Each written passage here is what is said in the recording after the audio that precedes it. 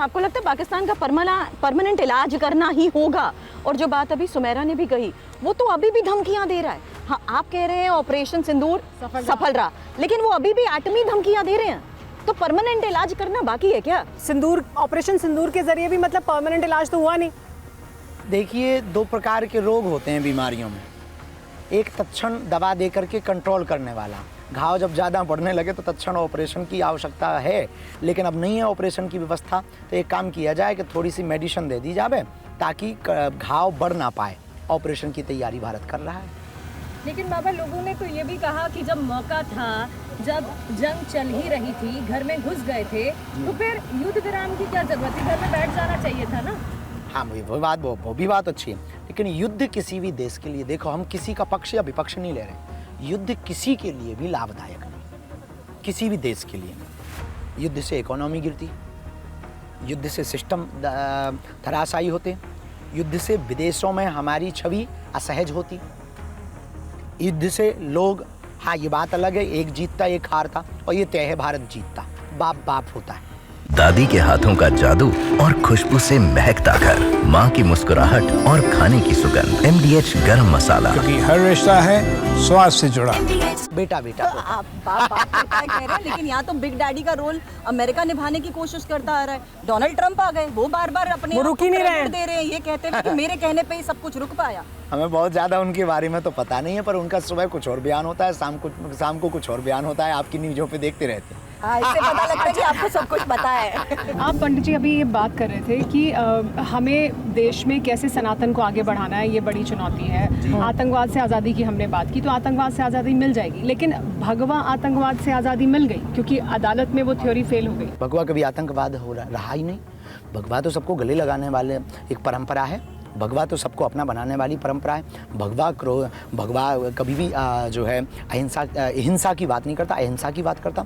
भगवा मरने मारने नहीं, जीवन जीने की बात करता है। तो भगवा ना कभी आतंकवाद था, ना कभी आतंकवाद हो सकता है। लेकिन आप जानते हैं ना कि इसको लेकर क्या क्या कहा गया, लेकिन अब तो फिलहाल यही है ना, सही है ना नारा फिर उस हिसाब से कि हिंदू आतंकवादी नहीं हो सकता। ये वो एकमात्र देश है जहाँ के आराध्य को भी कटघरे में खड़ा कर दिया जाता है। तो कहने वाले तो कुछ भी कहते रहते हैं, बस हम लोगों को स्वयं को बहुत परिपक्व रहना पड़ेगा, सनातनियों को एकजुट रहना पड़ेगा, अपनी बात पर प्रखर व मुखर रहना पड़ेगा और हिंदुत्व के ध्वज को लहराता रहना पड़ेगा।